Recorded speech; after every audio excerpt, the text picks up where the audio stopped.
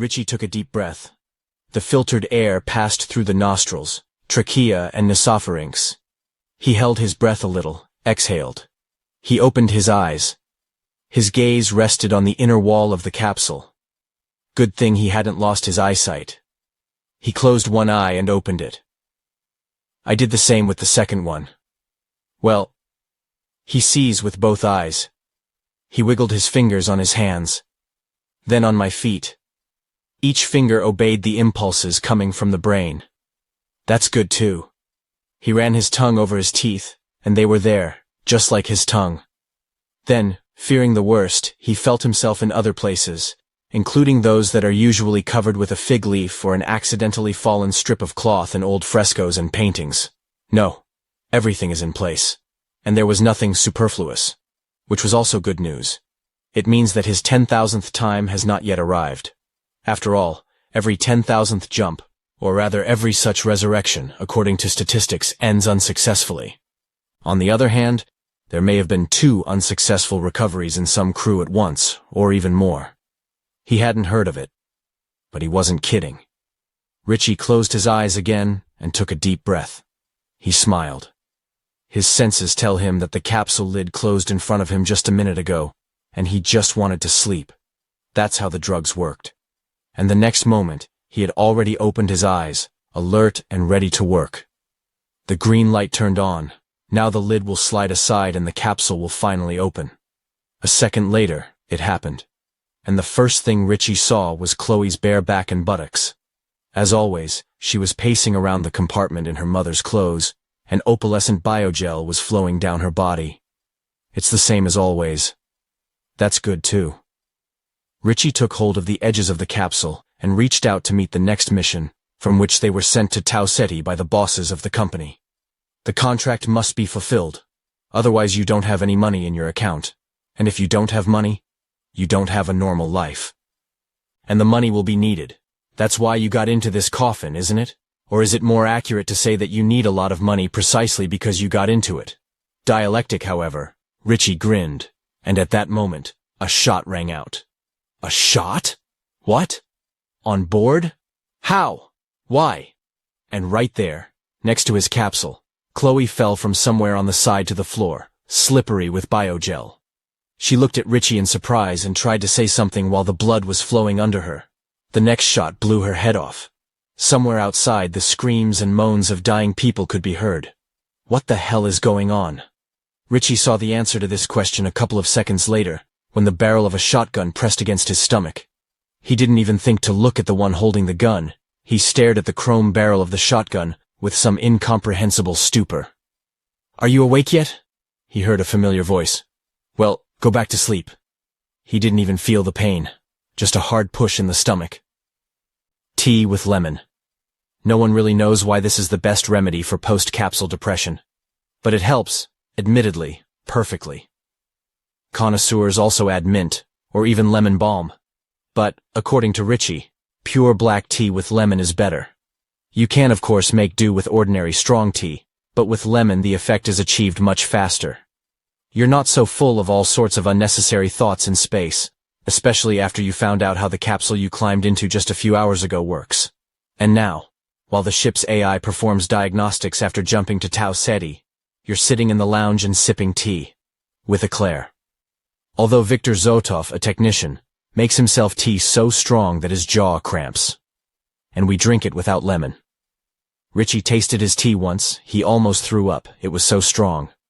In general, you can do without tea, but who wants to worry about feeling worthless and losing the meaning of life for a few hours when you have to work? The contract must be fulfilled. Otherwise you will not receive a reward, which means that everything you signed up for when you boarded the jump ship was in vain.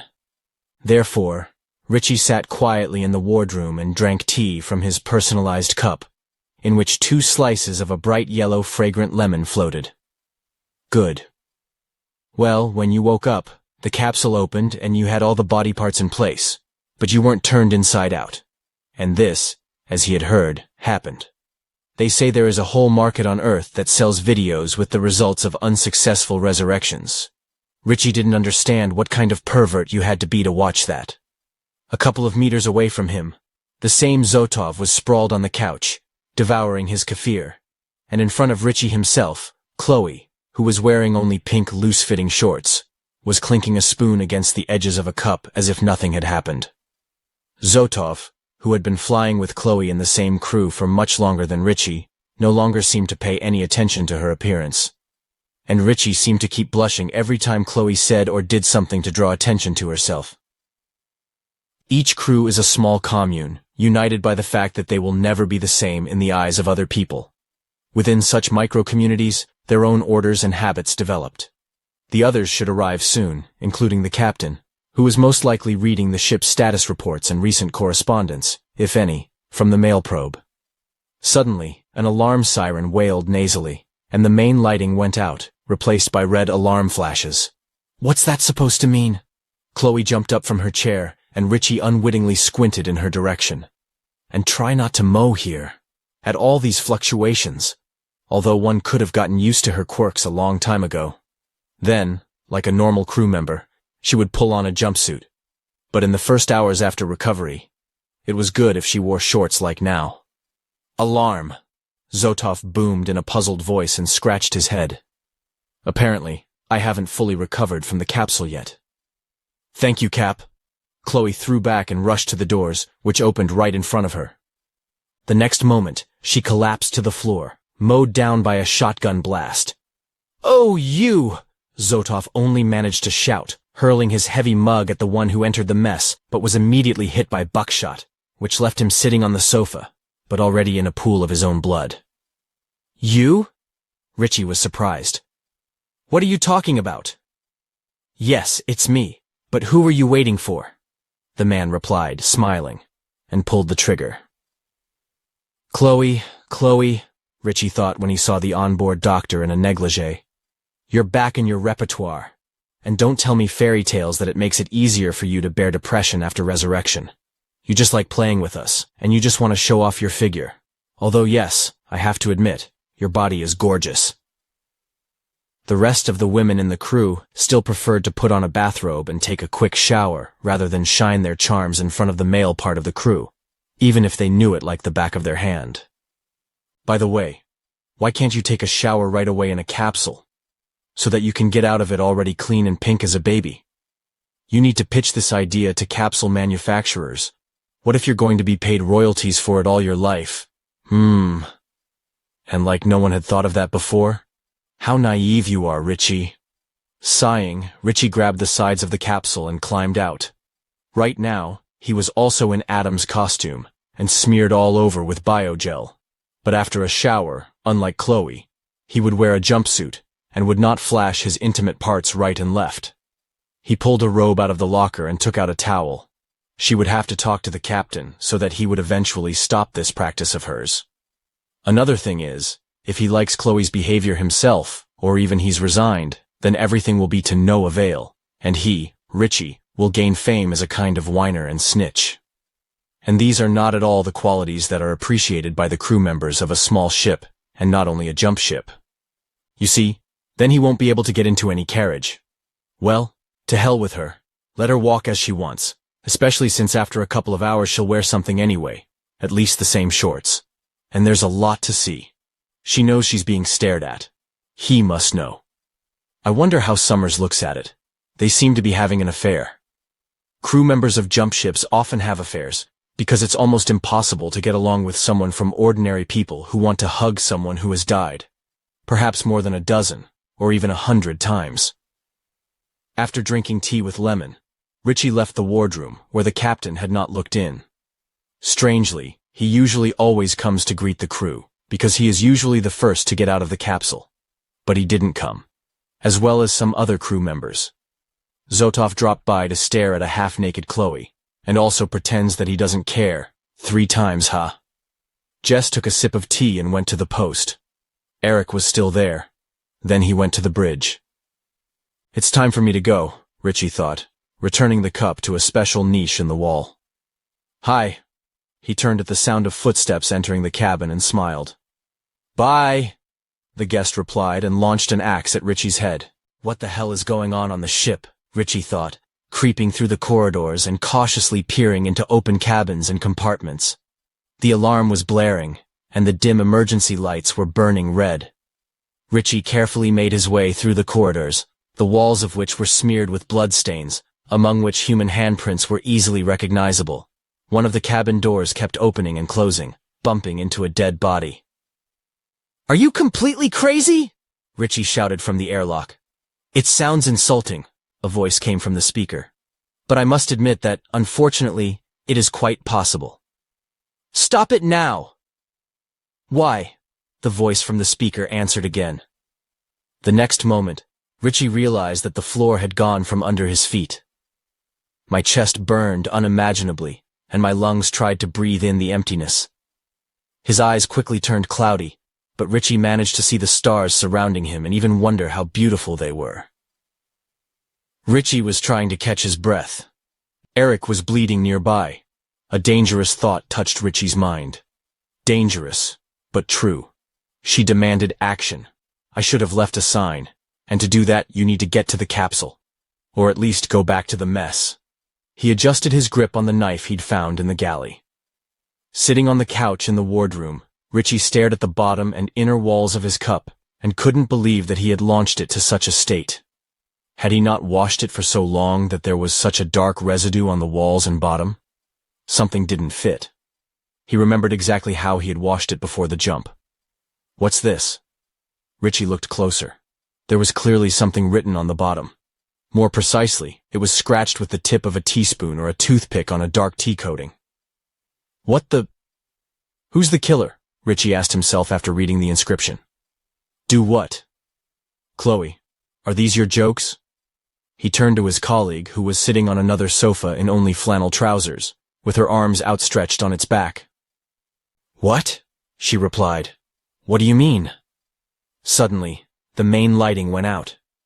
With some seventh sense, Richie brought everything together and shouted, "Let's go! Let's get out of here, quickly!" He grabbed Chloe's arm and pulled her along. He didn't even understand how and where they broke up with Chloe. It seems she ran to get a weapon. He hasn't seen her since. Escaping from the pursuit, Richie managed to drop by Zotov's post, where all the monitors were working properly. He was holding a heavy adjustable wrench in one hand, which he found right there, and was waiting for his pursuer to come after him. Actually, there was nowhere else to run. If he ran out into the hallway, he would become an easy target. He listened, but there were no approaching footsteps yet. Instead, a heart-rending scream reached his ears from the depths of the ship. So the killer is still busy. We should try to contact the orbital base. If the ship jumped out where it was planned, then she should be close enough to pick up the signal and send a rescue team. Richie began tapping the keys and sensors very quickly. So, we need to understand how close they are to the base. An image appeared on one of the monitors.